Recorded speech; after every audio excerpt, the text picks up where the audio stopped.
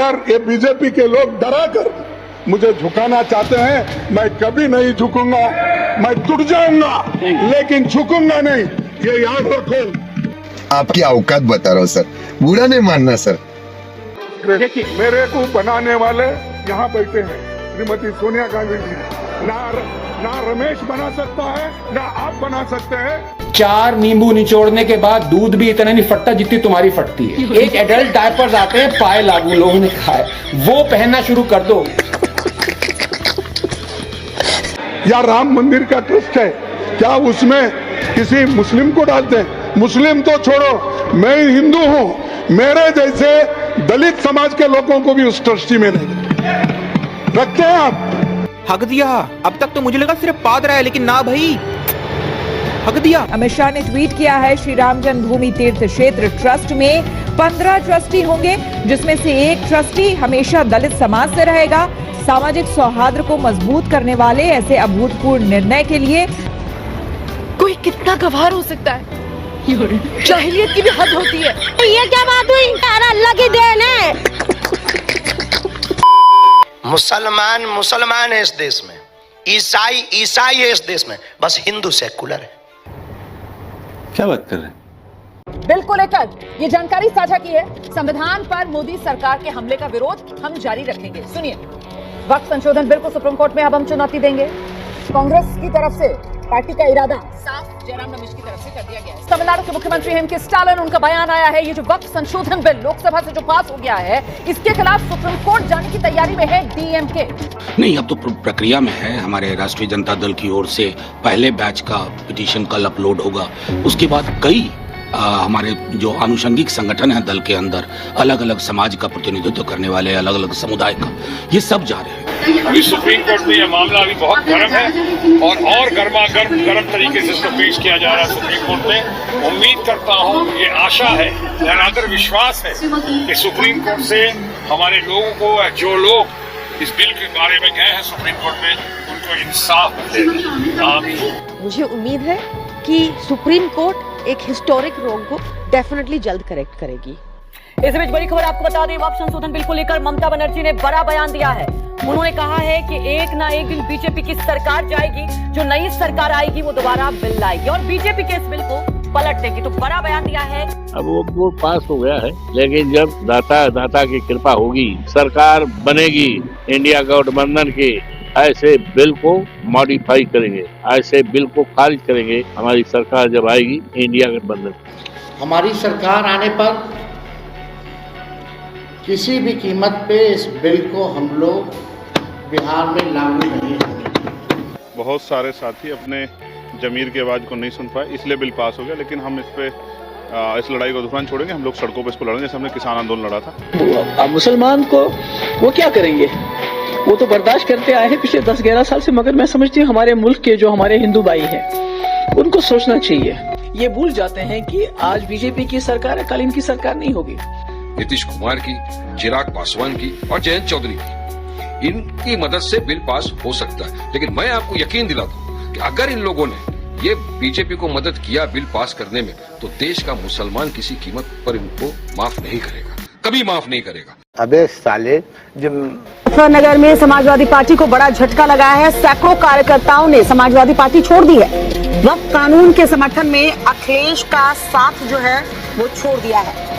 सपा छोड़ आरएलडी में शामिल हो गए हैं सैकड़ों लोग। हैं? ये क्या हो गया? ये क्या सुन रहा हूँ मैं?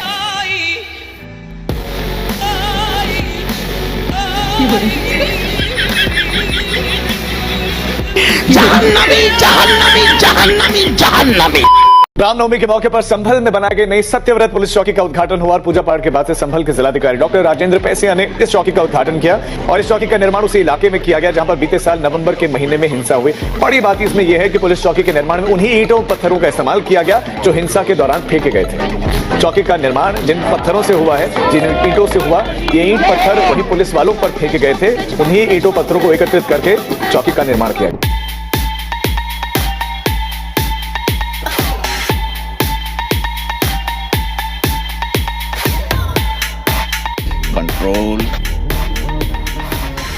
कंट्रोल। और अभी तो रुको, क्लाइमैक्स अभी बाकी।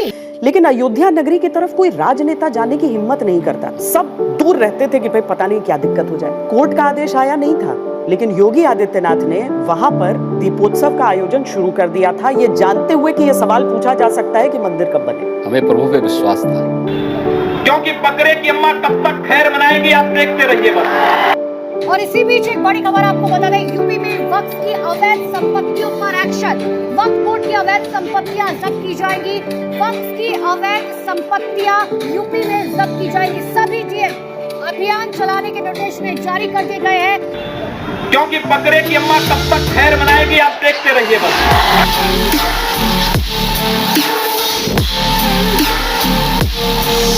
कल जिस दिन प्रेसिडेंट साइन करेंगे संभल की मस्जिद वक्फ नहीं रहेगी, क्योंकि संभल की मस्जिद जो है वो एएसआई में प्रोटेक्टेड साइट है। Bye bye, tata, goodbye, गया। पीटो छाती, छाती पीटो, पीटो, पीटो प्रोग्राम पे पीटो छाती। हमारे अपने मौलिक अधिकारों को लूटा जा रहा है।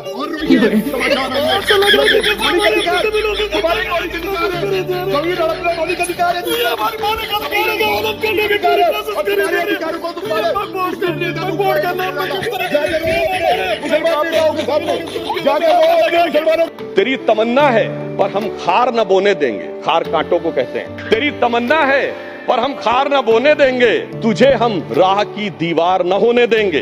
तू सबको रौंद कर आगे जो निकलना चाहे, हम तेरी इतनी भी रफ्तार न होने देंगे। याकूब मेनन की जुडिशियल किलिंग हुई आपके एक नेता का, मिनिस्टर का ऑफिशियल ट्वीट है, सदन के सदस्य नहीं है इसलिए नहीं बोल रहा हूं।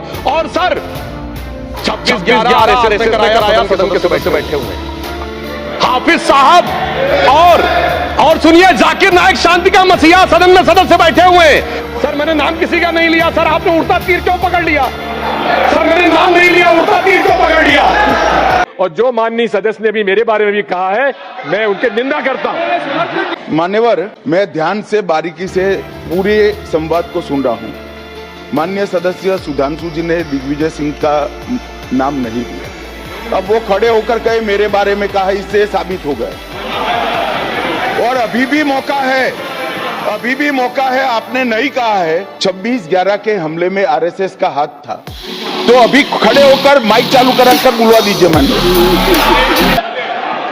और आपत्तिजनक बात है, मैंने ये बात कभी नहीं कही है, ये आप लोगों का प्रचार है। आपकी सुनिए ना, दिग्विजय सिंह सुनिए, एक मिनट सुनिए। कि 2002 से मैं इस बात को कह रहा था कि संघ के लोग आतंकवादी गतिविधियों में शामिल हैं। कि हर हिंदू तो आतंकवादी नहीं होता, लेकिन जितने हिंदू आतंकवादी पकड़े जाते हैं वो सब संघी क्यों है, ये हमें बता दो। हर चीज का जवाब दो। मंत्री जी सवाल से पहले इतना डर गए, आगे क्या होगा मुझे पता नहीं। इन्होंने इंटरप्रिटेशन किया, डर गए। मैं किसी की कृपा से यहाँ नहीं आया हूँ भाई साहब, मैं 7 बार चुनाव जीत कर आया हूँ, एक आइडियोलॉजी का विरोध कर यहाँ नहीं घुस गया हूँ। डरने का क्वेश्चन डज नॉट अराइज। क्या धमकाना चाहते हो भाई? संसद का कानून है, सबको स्वीकार करना पड़ेगा। के साहब किया है तो सुनना पड़ेगा, हिम्मत के साथ सुनना पड़ेगा। इसी सदन में कहते थे खून की नदियां बह जाएगी, खून की नदियां छोड़ो, कंकड़ चलाने की किसी की हिम्मत नहीं है। कंकड़ एडीएम जबलपुर बनाम शिवकांत शुक्ला, ये बार बार दोहराना चाहिए। 140 करोड़ लोगों को रद्द हो जाना चाहिए, जिससे कोई हिम्मत न कर सके इमरजेंसी डालने की। हर बच्चे को रटाना चाहिए कि तानाशाहों को क्या करना चाहिए। बहुमत ये भी गिरा दो लो, ये भी नहीं गिरा, एग्रेसिव ना हो, जान दे देंगे इसके लिए। क्या बात कर रहे हो आप? एग्रेसिव होने की क्या बात? इतने सीनियर सांसद होकर बीच में टोका टोकी करना ना आपकी उम्र के लिए अच्छा है, ना आपकी सीनियोरिटी के लिए अच्छा है। इस सदन में जिम्मेदारी तक के साथ कहता हूं, दोनों सदन में जब तक भाजपा का एक भी सदस्य है, धर्म के आधार पर आरक्षण हम नहीं होने देंगे।